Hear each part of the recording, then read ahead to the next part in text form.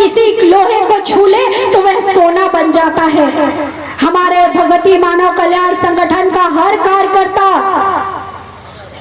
पारस पत्थर की तरह है। और गुरुवर ने तो एक बार अपने चिंतनों में कहा था कि गुरुवर श्री ने रक्त बीज से प्रेरणा ली थी कि एक रक्त बीज, उसका एक रक्त भूमि में गिरता था और हजारों रक्त बीज पैदा हो जाते थे। तो गुरुवर ने कहा कि क्यों ना ऐसे मां के भक्त, ऐसे चेतनावान शिष्य बनाए जाए, ऐसे चेतनावान शक्ति साधक बनाए जाए जो 1 से 2, 2 से 3 और 3 से 3,000, 3 लाख, 3 करोड़ में परिवर्तित हो जाए। गुरुदेव भगवान की जय। और आज वही हो रहा है। आज हमने कहां से यात्रा शुरू की थी, आज हम कहां पर हैं, यह अंदाजा लगाया जा सकता है। हमें हर पल ये याद रखना है, क्योंकि जब तक हम ये याद नहीं रखेंगे कि हम किसके शिष्य हैं, हमारे अंदर डर होना भी जरूरी है। डर अनीति, अन्याय, अधर्म से नहीं होना चाहिए, लेकिन अपने इष्ट से, अपने गुरु से हर पल डर होना चाहिए। और डर इस बात का कि मैं परमहंस योगीराज श्री शक्तिपुत्र जी महाराज का शिष्य हूँ, मैं नशा मुक्त हूँ, मांसाहार मुक्त हूँ, चरित्रवान हूँ, मुझसे अनजाने में भी किसी का अहित ना हो, मुझसे अनजाने में भी किसी को मैं दुख ना दूं, अनजाने में भी कोई ऐसा गलत काम ना करूं, हर पल सच्चाई ईमानदारी से जीवन जी सकूं, ऐसा मन में भाव हर पल रखना चाहिए कि मैं ऐसे गुरुवर का शिष्य हूँ। गुरुवर का जीवन खुली किताब की तरह हमारे पास है, हमारे सामने है, कुछ भी छुपा नहीं।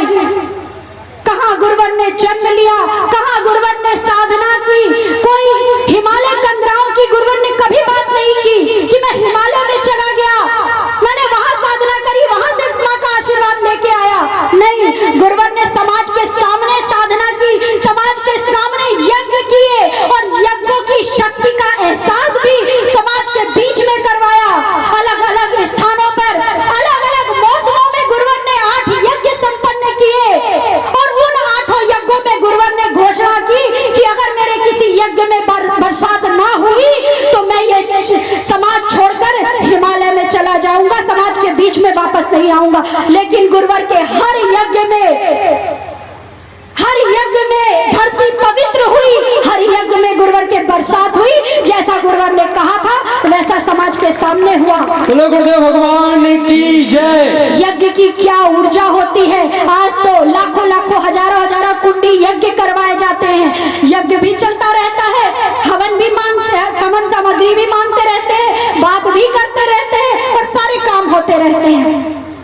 गुरुवर ने दिखाया और गुरुवर ने समझाया कि यज्ञ कैसे हुआ करते थे, यज्ञ की ऊर्जा क्या हुआ करती थी। यह कोई छुपी बात नहीं है, यह समाज के बीच में गुरुवर ने करके दिखाया।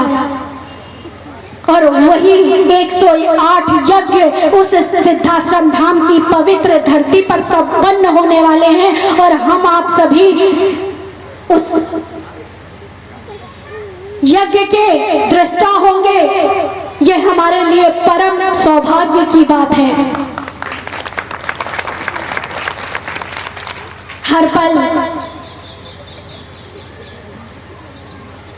हमें ये याद रखना होगा कि गुरुवर ने हमसे हृदय का एक कोना नहीं, अब हमारे हृदय का पूर्ण साम्राज्य मांगा है। मैंने इससे पहले भी उदाहरण दिया था, इससे पहले भी बताया था कि अगर आपको भक्त बनना है